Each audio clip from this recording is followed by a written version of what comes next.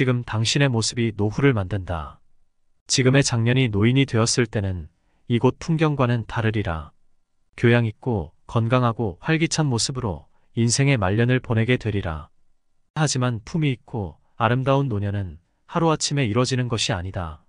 이곳 노인들의 외롭고 쓸쓸한 노후를 바라보며 오늘의 장년들에게 전하고 싶었다. 내일 스산한 바람 불어오는 갈대밭에 서서 허송세월을 후회하는 노년이 되지 말라고. 감명 깊게 읽었던 밥만 버려도 행복하다는 책에 나오는 대목이다. 교사와 잡지사 기자로 활동했던 저자는 노인 요양시설에서 10년 남짓 생활하면서 다양한 계층과 모습의 노인들이 사는 모습을 지켜보았다고 한다. 그러한 과정에서 품격 있는 노후를 보내는 것이 얼마나 힘든지 깨닫게 되었고, 그러한 깨달음을 미래의 노인이 될 중장년층에게 전하고 싶어서 책까지 썼다는 것이다. 남의 책을 언급하는 것이 조금은 생뚱맞아 보일지 모르지만 나 역시 내 경험을 통해 제대로 된 노후를 보내는 것이 얼마나 중요한지를 전하고 싶었다. 인간은 누구나 늙는다. 자연이 언젠가는 노후를 맞이하게 된다. 그런데 안타깝게도 노후라고 하면 많은 젊은이들이 아주 먼 이야기처럼 받아들인다.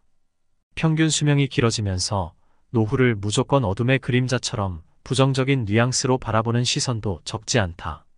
심지어 오래 살게 된 덕분에 마지못해 살아야 하는 시간처럼 짐스럽게 여기는 이들도 있다. 하지만 노후는 결코 여분으로 주어진 시간이 아니다.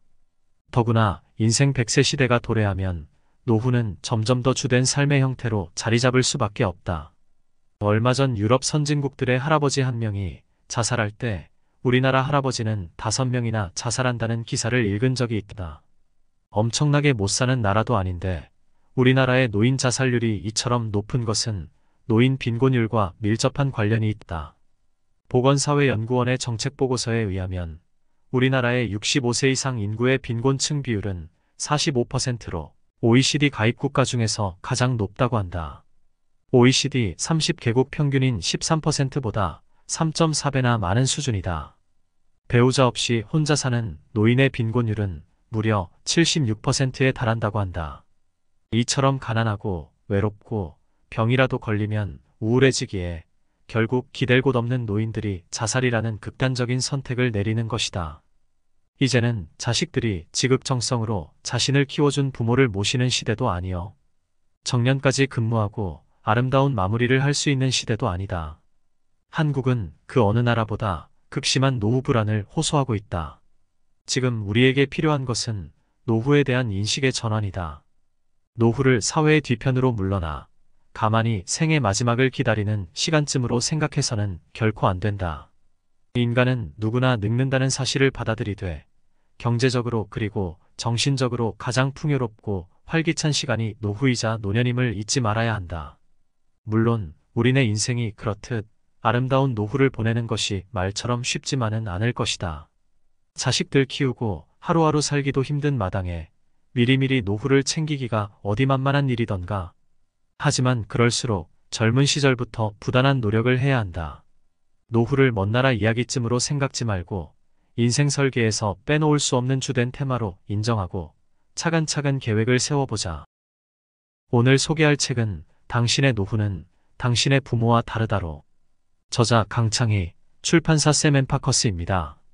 그럼 책 속으로 들어가 보겠습니다.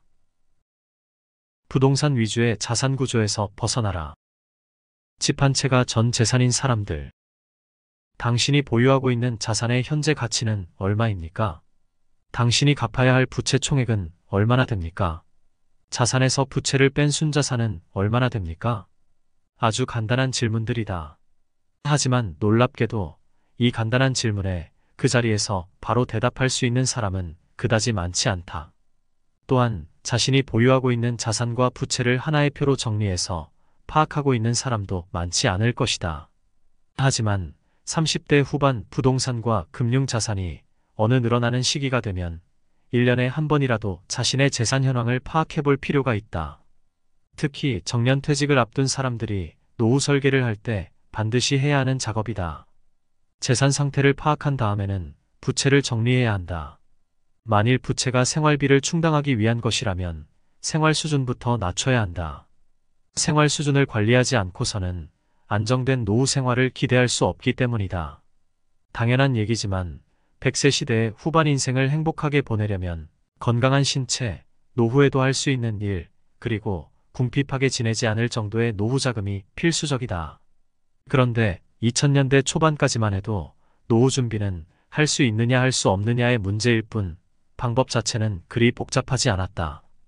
오랫동안 두 자릿수 금리가 지속되어 온 덕분에 여유자금을 착실히 저축만 하면 원금이 빠른 속도로 불어났기 때문이다. 이렇게 어느 정도 목돈이 모이면 금융기관에서 좀 더 대출받아 괜찮은 부동산에 투자하는 것이 현명한 재테크의 수순이었다 해도 과언이 아니다. 부동산 가격이 장기적으로 꾸준히 올랐기에 노후에 부동산을 팔아서 쓰거나 임대소득으로 고정적인 생활비를 확보하는데 아무런 무리가 없었던 것이다. 주위에서도 부동산 하나를 잘 잡았느냐 못 잡았느냐에 따라 아파트를 언제 사고 팔았느냐에 따라서 모은 재산이 엄청나게 차이가 나는 것을 보았을 것이다. 문제는 이런 현상이 오랫동안 계속되다 보니 우리나라 가정의 자산 구조가 지나치게 부동산에 편중된 상태로 바뀌었다는 것이다. 우리나라 가정의 자산 구조를 보면 2010년 말 기준으로 부동산과 금융자산의 비율이 78대 22 정도인 것으로 나타났다. 자산 이꼬르 부동산이라고 할 정도로 부동산에 편중돼 있음을 알 수 있다. 그러나 다른 국가의 사정을 보면 우리와는 큰 차이를 보인다.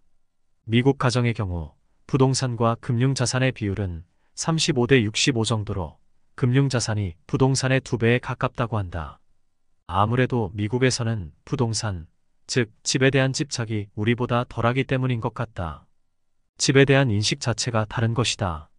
미국인들은 집이 없으면 빌려 살면 된다고 생각하기 때문에 우리나라처럼 무리해서 집을 사려 하지 않는다. 물론 2008년 서브프라임 사태처럼 미국인들도 무리한 대출로 집을 사서 금융위기를 불러온 적도 있다. 그래도 여전히 금융자산이 부동산보다 가계자산에서 차지하는 비중이 높은 편이다.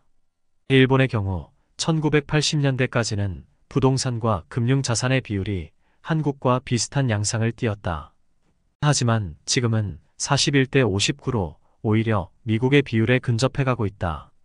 말할 것도 없이 일본의 부동산이 1980년대 말에 10분의 1, 5분의 1 수준으로 폭락한 것이 가장 큰 원인일 것이다. 일반적으로 소득 수준과 연령이 높아질수록 부동산의 비중은 줄이고 금융자산의 비중은 높이는 것이 바람직한 자산관리의 원칙이다. 특별한 벌이가 없을 때는 그동안 모아놓은 자산을 바탕으로 현금의 흐름을 만들어 생활비를 마련해야 하기 때문이다. 부동산은 금융자산보다 유동성이 훨씬 떨어지기 때문에 필요할 때 현금을 조달하기가 쉽지 않다. 특히 아파트가 아닌 주택의 경우에는 사정이 더욱 어렵다. 돈이 필요한데 소유한 대형 빌라나 주택이 좀처럼 팔리지 않아 난감해하는 이들을 본 적이 있을 것이다. 고령 인구가 많은 일본이나 베이비 부머 세대가 은퇴를 시작한 미국도 자산운용에서 인출 전략이 중요한 화두로 등장한 지 오래다.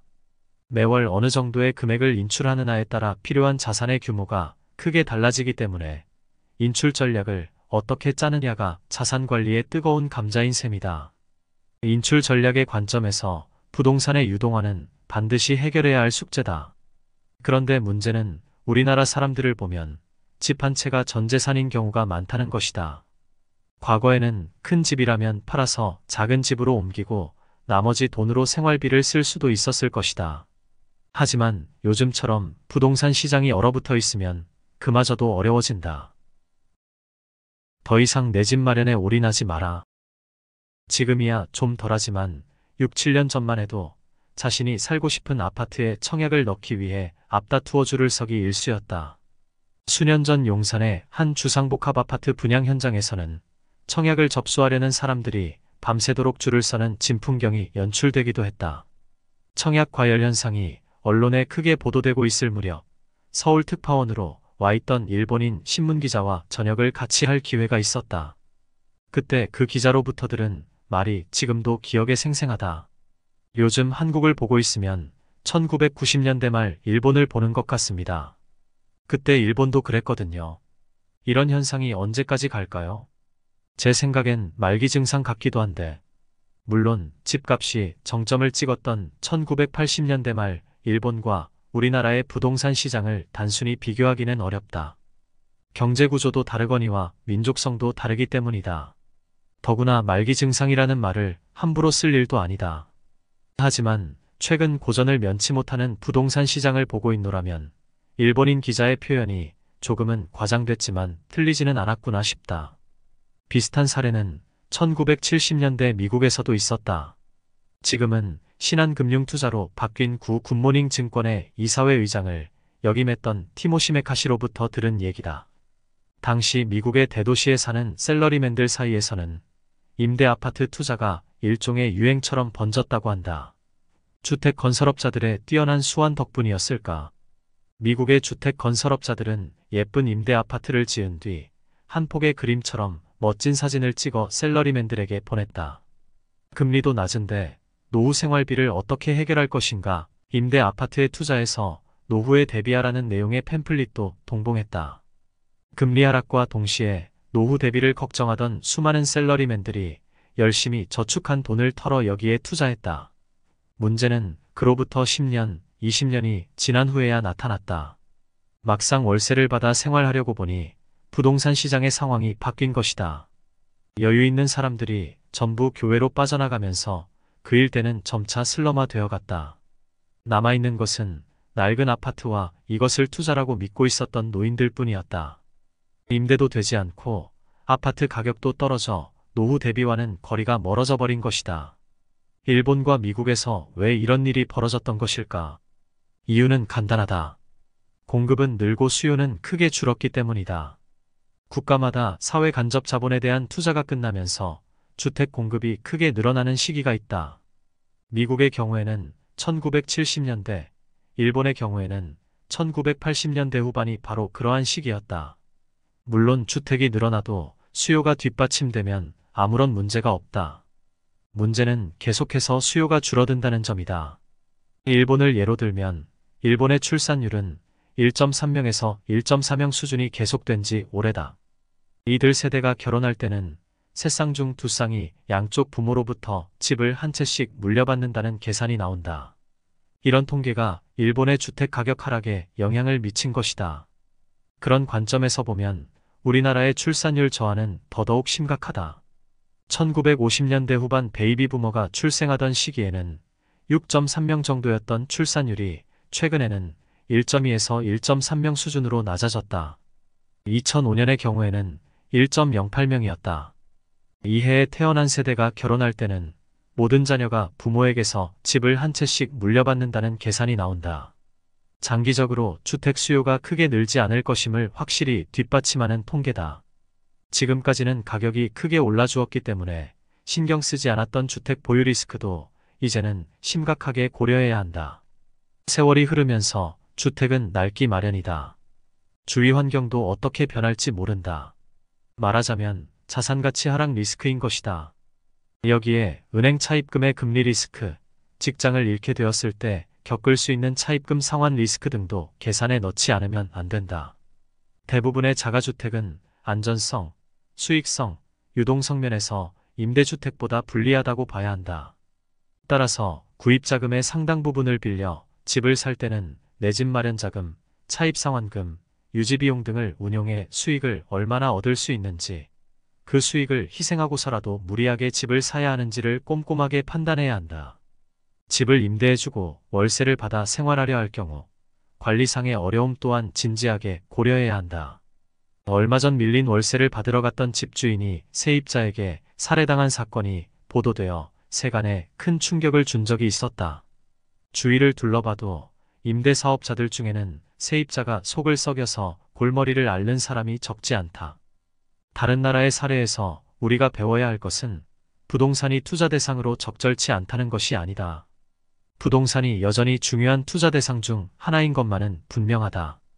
다만 모든 재산을 부동산 한 곳에 집중시키거나 돈을 빌려서 무리하게 집을 사는 것이 노후 준비에 큰 도움이 되질 않는다는 점을 마음에 새겨야 한다. 이제 우리나라도 무리하게 돈을 빌려서라도 내 집을 마련하는 것이 좋은지 아니면 임대주택에 살면서 여유자금을 운용하는 것이 좋을지를 합리적으로 따져봐야 하는 시대에 들어선 것이다. 땅도 수입할 수 있는 시대. 나는 일본에서 근무한 덕에 일본인 친구들이 많은 편이다. 그런데 서울을 방문하는 일본인들마다 예전에 비해 서울의 물가가 너무 올랐다는 말들을 많이 한다.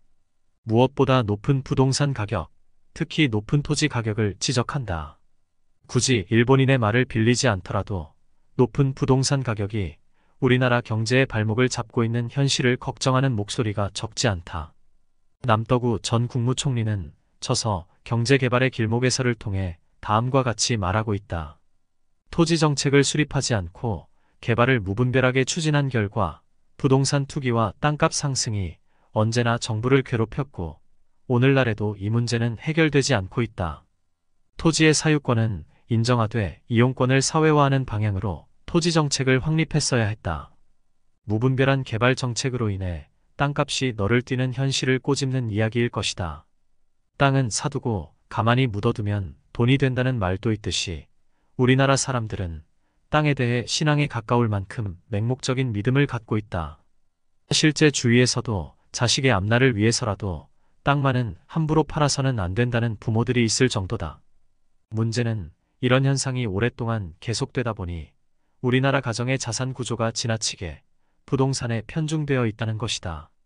그런데 투자 교육을 하면서 한국과 미국, 일본의 자산 구조를 비교해서 설명하면 저 사람이 주식 사라는 이야기를 하려고 부동산이 이제는 희망이 없다고 하는구나라는 표정을 짓는 분들이 적지 않다. 그러나 결코 그런 의도가 아니다. 다만 우리나라 가정의 자산 구조가 지나치게 부동산에 편중되어 있다는 게 문제라고 말하고 싶은 것뿐이다. 거듭말하지만 이제는 부동산과 관련된 고정관념을 떨쳐버려야 한다. 그중 대표적인 고정관념이 우리나라는 국토가 좁기 때문에 땅을 다소 비싸게 사더라도 놔두면 언젠가는 오를 거라는 기대다. 지금처럼 국제화된 시대에는 땅도 간접적으로 얼마든지 수입해 올 수 있는데 말이다. 1980년대 후반 일본 도쿄에서 근무할 때의 일이다. 당시 일본은 버블 경제의 영향으로 전국의 땅값이 천정부지로 치솟고 있었다. 일본 도쿄 중심가에 왕궁이 있는 지역을 치요다구라고 하는데 당시 시세로 이 구 하나만 팔면 그 돈으로 캐나다 땅을 전부 살 수 있다는 말까지 나올 정도였다. 치요다구는 서울로 치면 창경궁, 경복궁이 있는 종로구와 같은 지역이다.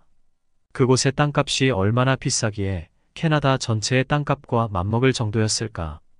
도쿄만이 아니었다. 정도의 차이는 있었지만 일본 전역의 땅값이 그렇게 비쌌다.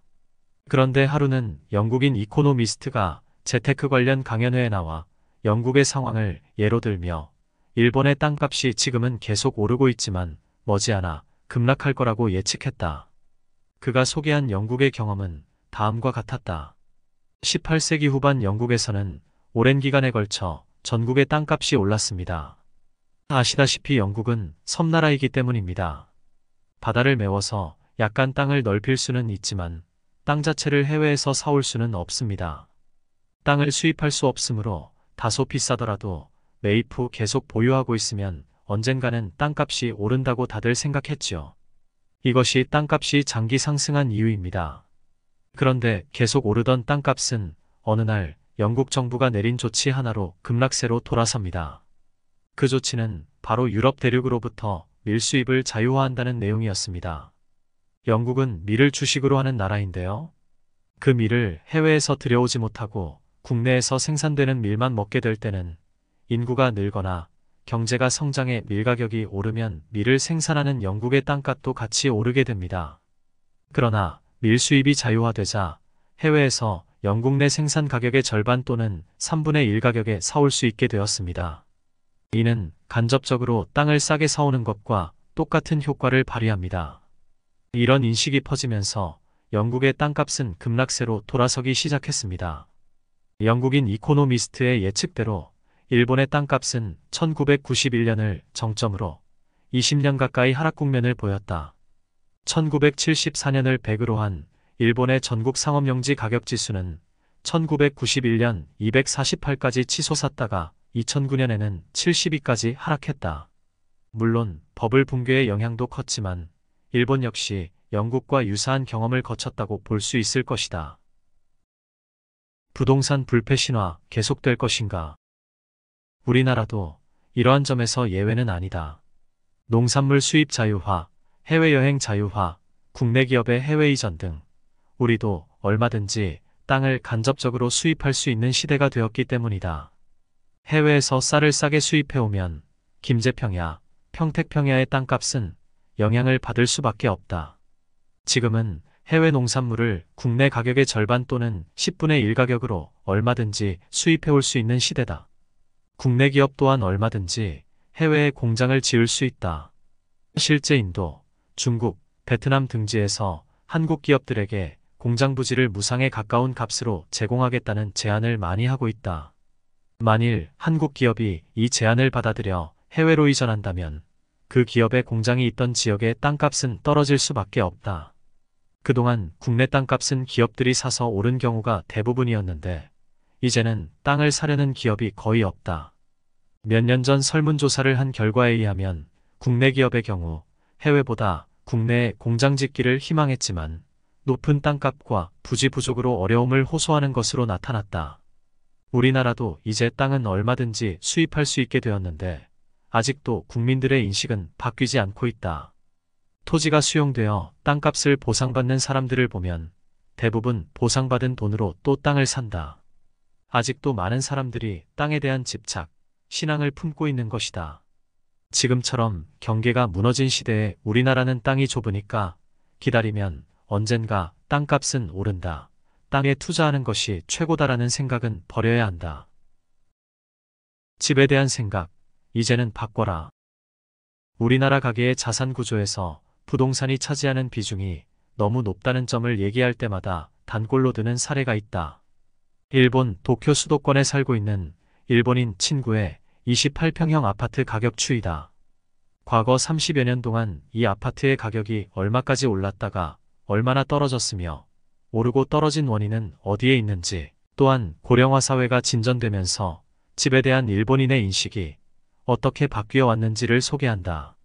우리보다 20-30년 먼저 고령화가 진행된 일본의 집값 추이, 집에 대한 인식의 변화가 노후 대비 자산 관리의 방향을 정하는데 일종의 길잡이 역할을 하는 셈이다. 내 친구는 도쿄 수도권의 28평 아파트를 1984년 1200만엔에 샀는데 일본의 집값이 정점을 찍었던 1990년에는 3600만엔까지 올랐다고 한다. 6년 만에 무려 3배나 오른 것이다. 과거 우리나라 집값 상승률 못지않은 수준이다. 바로 일본의 베이비 부머 세대들이 앞다투어 내 집 마련을 하던 시기였다. 그렇다면 일본의 집값이 최고조였던 1990년은 어떤 풍경이었을까? 일본에서 버블 경제가 최고조를 이룬 시기이기도 했지만 더 깊숙이 들여다보면 40세 인구의 숫자가 가장 많았을 때다. 집값은 그 나라의 40세 인구가 가장 많을 때 최고를 기록하는 경우가 일반적인데 아무래도 그 무렵에 집장만을 가장 많이 하기 때문이다. 참고로 우리나라는 1971년 출생자가 110만 명으로 가장 많고 이들이 40세가 되는 해가 2011년이었다. 그런데 그렇게 올랐던 이 친구의 집값이 최근에는 460만엔 수준까지 떨어졌다. 지하철로 50분에서 1시간이면 도쿄 중심가에 갈 수 있는 거리인데도 우리나라 돈으로 6천만 원이 채 안 되는 시세인 것이다. 어떻게 이 정도까지 떨어진 것일까? 이유는 간단하다. 공급은 늘고 수요는 크게 줄었기 때문이다. 문제는 공급이 늘어난 집들을 누가 사느냐다. 1947년 4.4명 수준이었던 일본의 출산율은 90년대 중반 이후 1.3명 수준으로 떨어져 지금껏 이어지고 있다. 이들 세대가 결혼할 때는 3쌍 중에서 2쌍이 양쪽 부모로부터 집을 한 채씩 물려받는다는 계산이 나온다. 그런데 일본의 주택보급률은 2010년 기준으로 113%나 된다. 13%에 해당되는 757만 채가 비어있다고 한다. 주택정책의 우선순위를 주택 공급에서 빈집 처리로 바꿔야 할 만큼 집이 남아도는 것이다. 이 때문에 일본의 젊은 세대들은 내 집 마련에 딱히 관심이 없다고 한다. 기다리고 있으면 어차피 양가 부모로부터 집 한 채씩 물려받을 텐데 굳이 집을 사야 할 필요가 있느냐는 것이다. 강의 중에 이런 사례를 소개하면 그건 어디까지나 일본의 사정이지 우리는 다르지 않느냐는 표정을 짓는 사람들이 많다. 물론 현재는 다르다. 그러나 변화의 속도는 우리나라가 훨씬 더 빠르다는 점을 염두에 두어야 한다. 우리나라의 출산율 추이를 보면 1950에서 1955년에 5.05명, 1955에서 1960년에 6.33명, 1960에서 1965년에 5.63명이었다. 60년대에서 70년대 초반 사이에 태어난 베이비붐 세대가 대량으로 집을 사기 시작하고 여기에 핵가족화와 투기까지 가세되어 우리나라 집값이 급격히 오르기 시작했다. 그런데 2005년의 출생률은 1.08명, 2010년에는 출산 장려 정책의 효과도 없이 1.2명에 불과했다. 그나마 2012년에는 1.3명으로 조금 상승하는 모습을 보였다. 20-30년 후 이들이 결혼할 때쯤이면 대부분의 신랑 신부가 외동아들과 외동딸일 것이 확실하지 않은가. 신랑도 신부도 양가 부모로부터 집 한 채씩 물려받는 시대가 도래할 거라는 얘기다. 반면 2009년 우리나라의 전국 평균 실질 주택보급률은 102.3%를 기록했다. 집 한 채 갖기 힘들다는 서울도 100%를 넘어섰다고 한다. 옥탑방이나 반지하방까지 포함된 수치긴 하지만 이러한 수치는 많은 것을 시사한다. 원룸과 오피스텔까지 포함시키면 아마도 주택보급률은 훨씬 높아질 것이다. 주택 수요가 과거와 달리 앞으로는 크게 늘어나지 않을 것임을 나타내주는 통계다. 집값은 이런 통계를 미리 반영해 떨어진다는 점도 고려해야 할 것이다. 집값은 계속 오른다. 노후에는 뭐니 해도 부동산이 최고다 등의 생각이 앞으로도 계속 유효할까? 이제 더 이상 과거와 같은 눈으로 부동산을 바라보지 말고 집에 대한 생각을 바꿔야 한다. 결국은 분산 투자다. 부동산 경기가 나쁘다고 해서 무조건 부동산에 투자하지 말라는 것은 아니다. 부동산은 경제적인 합리성으로만 따지기에는 애매한 측면이 너무 많다. 부동산이 투자 대상으로 적절치 않다거나 주식이나 펀드 투자가 더 좋다는 것은 결코 아니다. 다만 모든 재산을 부동산 한 곳에 집중시키거나 돈을 빌려서 무리하게 집을 살 경우 그에 따르는 위험을 철저하게 따져야 하는 시대가 되었다는 점을 말하고 싶다. 모든 투자에는 리스크가 따른다. 그 리스크를 관리할 수 있는 가장 좋은 방법은 투자 대상의 분산이다. 장차 어떤 일이 일어날지 모르기 때문에 어떤 일이 생기더라도 그에 대응할 수 있도록 투자 대상을 분산해야 한다. 미국에는 캘리포니아에 딱 많은 가난뱅이라는 말이 있다. 부동산을 잔뜩 보유하고 있으면서도 그것을 현금화하지 못해 고생하는 사람을 빗댄 말이다. 이는 결코 미국만의 이야기가 아니다. 부동산은 문자 그대로 움직이지 않는 자산임을 명심해야 한다. 특히 고령세대일수록 부동산의 비중을 줄이고 금융자산의 비중을 높일 수 있는 길을 적극 검토해야 할 것이다. 간혹 내 강의를 듣거나 글을 읽고는 당신 말을 듣고 보니 일리가 있다. 먼저 내 자산의 20%만이라도 부동산에서 금융자산으로 옮겨야겠다며 자문을 요청해 오는 사람이 있다. 한편 당신 의견이 일리는 있다. 하지만 지금 갖고 있는 부동산은 아까워서 팔 수 없고 앞으로 생기는 돈은 모두 금융자산으로 보유하겠다고 말하는 사람도 있다. 젊은 세대 중에는 저는 모아둔 재산은 거의 없고요. 매달 월급 받아 생활비 쓰고 나면 30만 원쯤 남는데 이걸 금융자산으로 어떻게 운용하면 좋을까요? 하고 묻는 이도 있다. 과연 자신이 보유한 금융자산을 어떤 상품에 넣어 어떻게 운용하면 좋을까? 여러 가지 방법이 있겠지만 여기서는 단 한 가지만 강조하고 싶다. 분산 투자를 하라는 것이다. 금융상품은 현금, 예금, 지급 조건이 확정된 보험, 지급 조건이 확정된 연금처럼 금융기관이 운용 결과를 책임지는 저축상품과 주식, 채권, 펀드와 같이 운용 결과에 대해 자신이 책임을 져야 하는 투자상품으로 나뉜다. 저축상품과 투자상품을 토대로 자신의 형편에 맞게 분산 투자한다면 어떤 상황이 닥쳐와도 큰 타격을 입는 일은 없을 것이다. 여기까지 책의 핵심 내용 정리를 마치겠습니다. 여러 여건상 책의 일부밖에는 전달해 드리지 못하니 오롯이 저자의 뜻을 이해하시려면 꼭 책을 읽어보시길 추천드립니다. 영상이 도움되셨다면 구독, 좋아요 부탁드립니다.